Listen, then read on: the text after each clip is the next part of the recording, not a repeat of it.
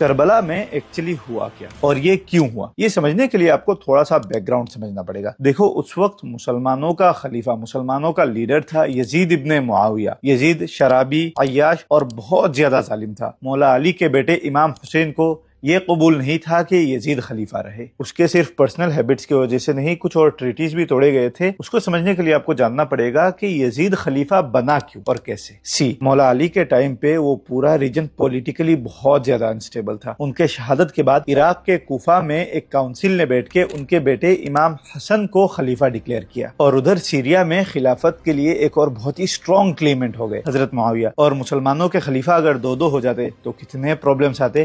تو امام حسن نے حضرت معاویہ کے ساتھ ایک ٹریٹی کیا اور اپنی خلافت سے ریزگنیشن دے دی۔ اس ٹریٹی میں یہ تھا کہ معاویہ خلیفہ تو رہیں گے لیکن وہ اپنے ایئر چوز نہیں کر سکتے۔ اینڈ گیس واٹ کیا ہوا، حضرت معاویہ نے اپنے بیٹے یزید کو کراؤن پرنس ڈکلیئر کر دیا، بیسیکلی ٹرننگ خلافت انٹو اے مونارک۔ یہ کراؤن پرنس ڈکلیریشن کو کچھ صحابیوں نے ایکسپٹ کیا، کچھ صحابیوں نے ایکسپٹ نہیں کیا، لیکن اصلی کھیل تب شروع ہوا جب حضرت معاویہ کی انتقال ہوئی اور یزید خلیفہ بن گیا۔ دیکھو، آن پیپر وہ رولر تو بن گیا، لیکن ایک رولر کو رول کرنے کے لیے لوگوں کے بیعت یعنی لوگوں کے ایلیجنس چاہیے، اور وہ سب سے اپنے ایلیجنس لے رہا تھا۔ امام حسین نے اس کے ہاتھوں بیعت ہونے سے منع کر دیا، اور امام حسین بینگ امام حسین اس کو اپنا ایلیجنس دیتے بھی کیسے؟ امیر المؤمنین ایک ظالم، شرابی اور ٹریٹی توڑ کے راجہ بننے والا آدمی کیسے بن سکتا ہے؟ امام حسین اس وقت مدینہ شریف میں تھے، تو یزید نے مدینہ شریف کے گورنر کے تھرو ان کے اوپر بہت زیادہ پریشرائز کیا کہ آپ بیعت ایلیجنس مجھے دے دیں۔ امام حسین نے منع کر دیا۔ انہوں نے مکہ شریف تک ٹریول کیا۔ پھر مکہ شریف میں جب وہ تھے تو کوفہ سے ہزاروں لیٹرز ان کے پاس آئے، آپ کوفہ میں آئے، ہماری لیڈرشپ سنبھالے، اور پھر چاہے تو ہم ایک آرمی ریز کر کے یزید کے خلاف ہو سکتے ہیں۔